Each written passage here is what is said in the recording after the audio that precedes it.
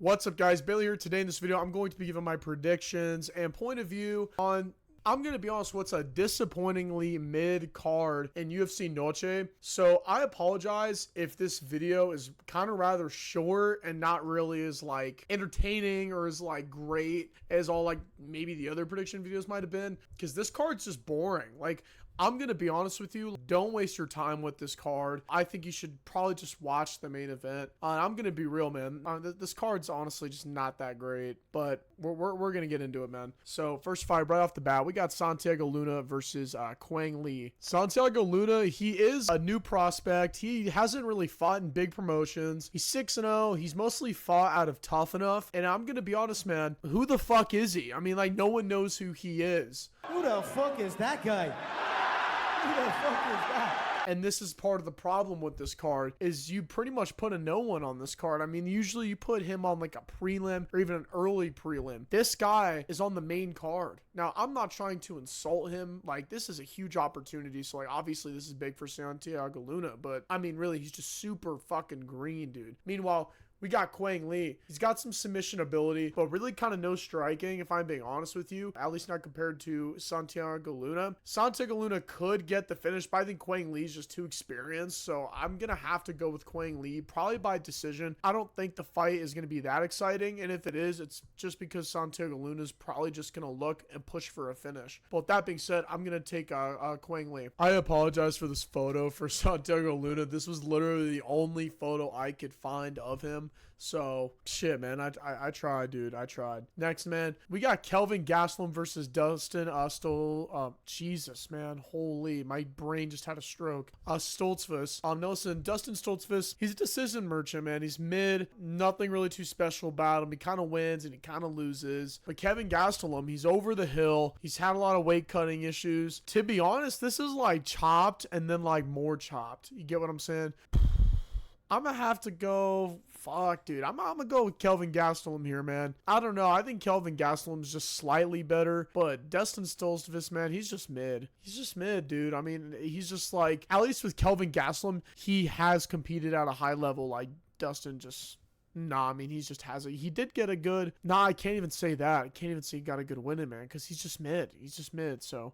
Yeah, moving on. We got Rafa Garcia versus Jared Gordon. Now, Rafa Garcia, man, we already know he's got some grappling. We know that he's going to use that. He's going to go against the cage. His hands, I mean, they're okay, but they are very questionable. Where Jared Gordon, he's very underrated. He gave Paddy Pimblett like a really good fight that he debatably won. I think he has way better hands than Rafa Garcia. He's more experienced. I think I'm going to take Jared Gordon on this one. I just think that he's better overall. Rafa Garcia kind of suffers the same fate as, you know, he suffers the same fate from like Dustin Stoltzfus in the way that he's just mid. Like, Rafa Garcia is just kind of mid. He does kind of the bare minimum to win the fight, and I'm not saying that from like a...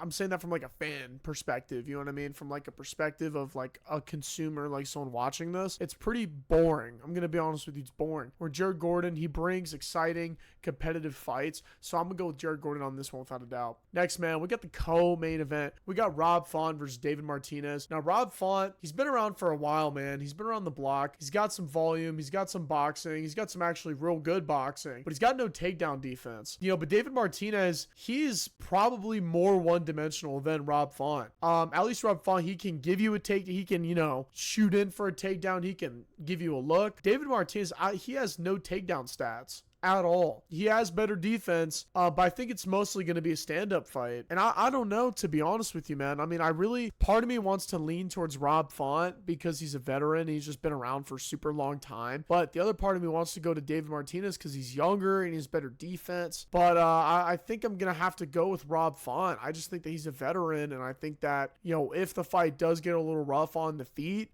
then I think that he can just probably take David Martinez down and at least give him that look there and take things to the, you know, ground if that's where the fight needs to be.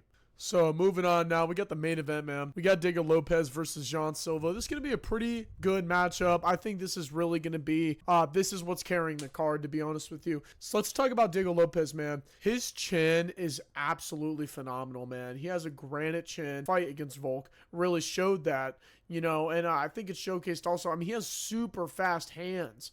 I mean, that two hook combination, that bam, bam, it is so fast. I mean, he caught Brian Ortega with it. He caught Alexander Volkanovski with like an over right, like a bang right on his temple or right on his chin and knocked him down. High volume, high intensity, and I really like Deigo Lopes, and I think that he will be champion in the future, you know, and I did say this before, you know, I said this in my last video talking about the featherweight division. I said I think Deigo Lopes will be a champion. I think his chin is where it needs to be. His toughness is where it needs to be. I think, you know, even he has a little bit of ground game. He doesn't use it too much because he's, you know, primarily a boxer, but I think that if he wants to, he could use his ground game.